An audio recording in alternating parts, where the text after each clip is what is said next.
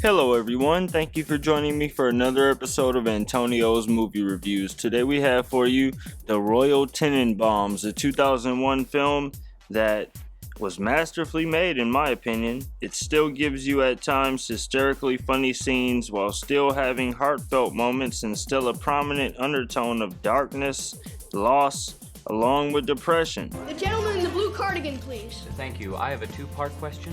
Go ahead. Such an amazing intro. He started buying real estate in his early teens and seemed to have an almost preternatural understanding of international finance. Hold it right there. What are you doing? You're on my team. There are no teams. Ah! This movie definitely took some thought. The film is narrated by Alec Baldwin, and I would say that his voice is definitely beautiful in this movie, for lack of a better word. It's co-written by Owen Wilson, who also stars in the film. Chaz, Margot, and Richie grow up as child prodigies when Royal explains to them that their parents are about to separate. Gene Hackman and Danny Glover in this movie are classic.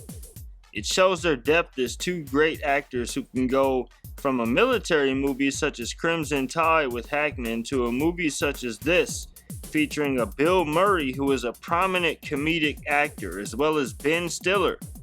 Not to say that they don't have great dramatic performances in their own right. I would say that this is definitely a feature made with substance. It's made to be watched more than once. Will you marry me? The characters are all full of emotion and it just draws you in.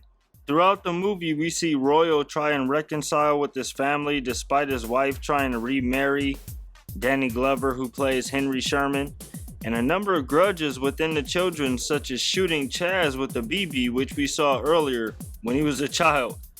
Much of the movie is formatted with the style of a J.D. Salinger book. A favorite of mine is Catcher in the Rye by him. Margot's style is highly lauded in this movie.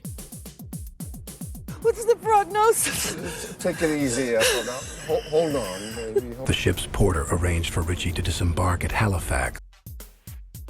The film has been analyzed by so many high-profile critics, with Roger Ebert being famous for only saying, "This movie has nice," and left it at that. He liked it that much. I hear you're dying. So they tell me. My wife. I want to swing by her grave, too. 22 years later, Royal has been kicked out of his hotel where he's lived. You still got that little BB in your hands, has he? The children are all in a slump. You sued me. Twice. Got me disbarred. I know he's a lot older than you are, and you two are having some problems. Did you tell Marco about that letter I wrote to you? Royal claims that he has stomach cancer to get his wife back. What are you suggesting? That he come here and stay in my room. He ends up reeling in Richie. Well, he's already up there. Royal moves back in and sets up medical equipment in Richie's room, which is hilarious because you see that he's hired the bellhop from the hotel as his doctor. There are tons of themes in this film: age, love, redemption, reconciliation, forgiveness, diversity. The fact that we see a 22-year progression from that fantastic intro is great. Is that a tic-tac? Not only is there no Dr. McClure at Kobe General, there is no Kobe General. It looks like Henry has investigated Royal's cancer claim and discovers that his hospital is closed and the doctor doesn't even exist, and that his cancer medication is only candy. Richie and Raleigh have an investigator go after Margot, and the results are so shocking that they have Richie transform. As said earlier, this movie definitely has some elements of darkness, especially with Richie's attempted suicide. Reminds you of Heather's in American Beauty, actually. What's this?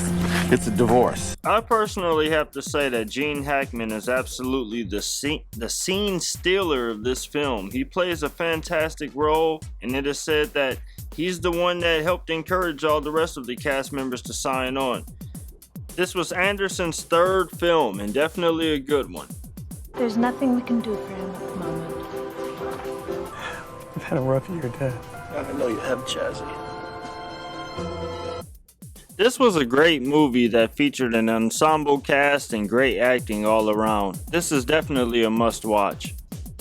Royal had a heart attack at the age of 68. No one spoke at the funeral. I was reminded of it watching Dead Meat's channel. You may know him. And that concludes my movie review. Thank you for watching another episode of Antonio's Movie Reviews. Don't forget to hit subscribe and also the bell if you liked the video.